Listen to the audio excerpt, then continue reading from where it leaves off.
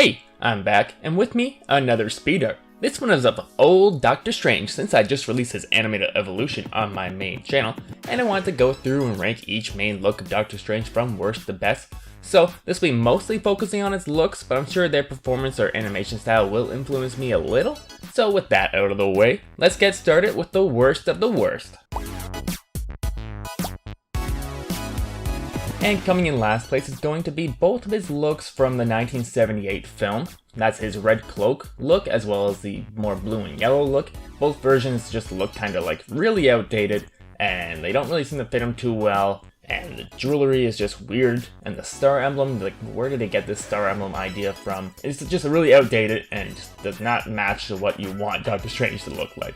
And coming in 23rd is going to be, actually I'm just going to lump 3 versions in here that really just aren't really my flavor. So that's the Superhero Squad show look, the Marvel Superhero Avengers look, and the Trouble in Wakanda Lego version. These are all kind of kiddie-ish designs, I think, just not really speaking to me. And the Superhero Squad show look, it's just kind of emulating what his look was in the comics, or like what his look in the 90s was. And the Superhero Adventures version is kind of just emulating what his look in the 2016 film was. And Trouble in Wakanda is kind of doing the same thing. But they're all just kind of like more for kids, so they're just not really for me. And coming in number 22 is going to be his Avengers Assemble 2017 to 2018 redesigned look. Now this is kind of made to look more like the 2016 film.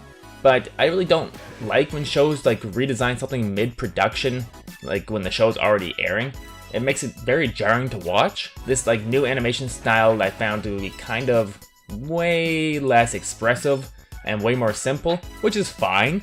But like it just wasn't really used to it, so when you watch like 3 seasons of a show expecting a certain quality and then they change it to something else in the 4th season, and then I believe they even made it worse in the 5th season, although Doctor Strange doesn't appear in the 5th season, thankfully. For some reason they completely just like cheaped out on the animation. And coming in 21st is going to be Marvel Future Avengers. Now this is a look that's basically an anime version of the 2016 film. And I'm not a huge fan of like when like these Marvel movies come out and then like all these anime versions are just like, we should make it look 100% like what the movies look like. Because it's like, well, why not be a little bit more creative and like think of like a new design or something more interesting? Because like the earlier like versions of Doctor Strange were not like trying to emulate a live action version. They were just trying to like be like what's, you know, what would be a cool look for this particular show. And coming in number 20 is going to be his Spider-Man and His Amazing Friends version, which is pretty comic accurate to that period of time. It has this touch of gray hair, has the Eye of Agamotto as he uses the brooch. His cape is like very exaggerated. I kind of like the blue color scheme, and also you get his like comic chest symbol appearing, which I try to look into this comic chest symbol and I can't really find it, like what it actually means or if there's any like thing behind it why he wears that on some of his like clothing. Yeah, for the most part this design works okay. I don't really love like the animation style for the show, but as far as this like suit goes, it's just passable. And coming in 19th is going to be his Marvel Disc Wars version, which came out before the 2016 movie version, so you kind of get a bit of a weirder design here. You kind of get the artfully blended gloves that you do with like the Ultimate show, but also you get this like mane of like gray long hair, which is an interesting look for him. I don't love it, but at least it's something different, and the color is like extremely like pointy out to the sides and whatnot. So it's an interesting look, and I'm kind of glad they kind of like went with it. Marvel Disc Wars has like some of the strangest designs of all these Marvel characters.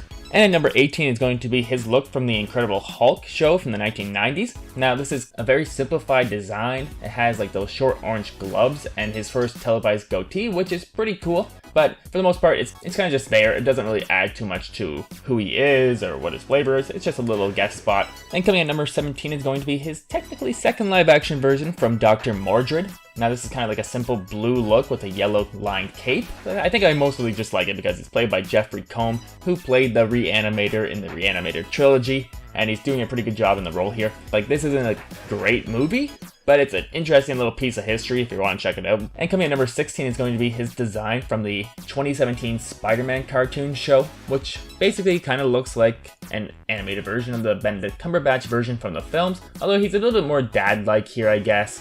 This is kind of just a little bit higher on the list here, or at least at the midway point in the list here, because he becomes Venomized, and that's pretty cool. And he's a really cool looking Venomized character, and he kind of becomes like this like biggest foil in 1 or 2 of the episodes because, you know, Venom with like Doctor Strange powers, that's an unstoppable monster. And coming in number 15 is going to be his look from the Spider-Man the Animated Series from the 1990s. This has his purple shirt, his yellow gloves, and he's still wearing tight black pants here as he was in his earlier versions. It's very beefy, which is interesting. Like, Doctor Strange doesn't need to be a beefy character really.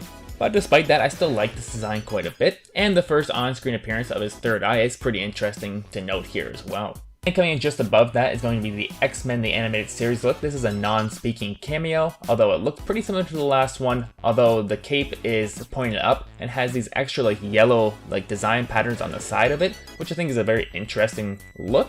Even though he doesn't really do too much in these episodes, it's still a cool look and a nice little cameo appearance.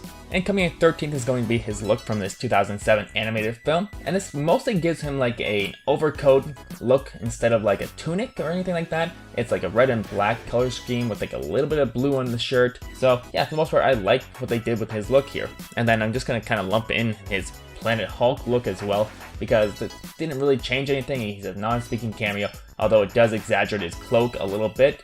But if I were to actually rank that one, it'd probably be a little bit lower, but it's just not really important enough to even do that. Alright, so coming number 12 is going to be Hulk and the Agents of Smash, his brief appearance in that show. This is basically his ultimate Spider-Man look, although it's given a much brighter color scheme, way more blue on it, which I think distracts from like how good the Ultimate Spider-Man look was.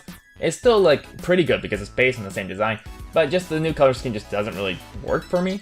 So yeah, that's why this one's coming in a little bit lower than that one, but I still like the design overall. And at number 11 is going to be his kind of like wintry design in No Way Home. It's just him wearing like comfy loungewear basically. I think it's kind of a fun little design. Definitely was kind of like interesting to see it in the trailer because I had no idea why he was wearing that at all, and you don't really see him wearing his cape or anything like that with his other like outfits. So yeah, this is kind of like an interesting look for him for sure. And coming into the top 10 is going to be his Supreme Strange look from the Multiverse of Madness. Now, this is an all blue and silver look, which you don't really get an amazing look at in the film. He's only in like one little brief flashback scene, and you do see a statue of him wearing his cape. But for the most part, you don't really see it too much, and I think that's probably why it's a little bit lower on my list as far as the live action versions go. But for, you know, they differentiated it, they made it look like a whole new like multiverse. The cape color is very exaggerated, and yeah, I think they did a good job in like creating a different version of the Benedict Cumberbatch look. And staying the course with Multiverse of Madness is going to be his Sinister Strange look from the same film. Now this is basically the same costume he wears in the 2016 film, although it's been like a little dirtied, I think, and has like these like brown patches on the shoulder. But for the most part, it's kind of just the same look. And I do like how like his goatee is like gone grown out, and his hair is a little bit longer, and his face is a little bit more gaunt, and he's a little bit more like pale looking. But for the most part, it's pretty much the same as like his 2016 film. So I can't really put it too much higher. But it is an interesting look. And I do like that he is able to fight a different version of himself in this film. And coming in at number 8 is going to be his Ultimate Spider-Man / Avengers Assemble look. This is his original design before they redesigned it later on. And for the most part, I like this. It has more of a bit of like a black and red color scheme, and the long hair is a different look for him for sure. And this is like before the 2016 film came out, so they were able to like mess around with things a bit more. And because like Doctor Strange isn't this extremely established character at this point in media. So yeah, it's a very interesting look, and I kind of like the big swing they did here. You know, it may not work for everybody, but I think it's interesting. And coming in at lucky number 7 is going to be his look from Hulk, Where Monsters Dwell. Now this is a very sleek look for him. I don't know if they got like wind of what Benedict Cumberbatch is going to look like in the movies, because they kind of like redesigned his Ultimate Spider-Man look here. Although the color is way more exaggerated, and he has these like sleeker like yellow little accents on his suit. It is a bit of a brighter color scheme, although like it is a darker blue, much darker than the Hulk Agents of Smash series itself. So for the most part, I like this design quite a bit, and it's probably my favorite within the Ultimate Spider-Man universe as far as Doctor Strange goes. And coming in at number 6 is going to be his look from the 2016 film, which is then used again in Infinity War, Endgame, as well as No Way Home. Now this is a pretty classic look for him here as far as like what people think of Doctor Strange now, but at the time it was probably just like one of the better interpretations of a Marvel character from comic to screen. You get the blue tunic, they add in some cloth threading on his gauntlets as well as his boots. The bulky belt is like a nice addition, and the Eye of Agamotto like hanging down like on a necklace is kind of cool. And the cloak itself is like given an extreme amount of like love and care, especially in his personality. So yeah, and I think also Benedict Cumberbatch does an amazing job in this role. Like, you really can't get a better live-action interpretation of a comic-to-screen character here. It's really good. And rounding out the top 5 is going to be his look from Thor Ragnarok, which kind of updates his tunic, makes it a bit tighter, probably makes it a little bit bulkier in the chest, makes his gauntlet threading more colorful, as well as his belt more red, and also gives him his comic-accurate gloves. And I was always kind of annoyed that they got rid of all these changes come Infinity War, although I guess they are a little bit goofier changes, so I guess they want Infinity War to be a bit more serious, so they went back to his original look. Although it just seems kind of weird that he changes and then changes back right after. It's kind of weird. But for the most part, I like these changes. I kind of hope they bring back the yellow gloves in some way in the future. But yeah, Thor Ragnarok, I love that movie, and I love this design for Doctor Strange. And coming at number 4 is going to be the Defender Strange look from Doctor Strange in the Multiverse of Madness. Now, I'm a huge fan of the red and black color schemes. I don't know, I think I've probably mentioned red and black a few times in this list.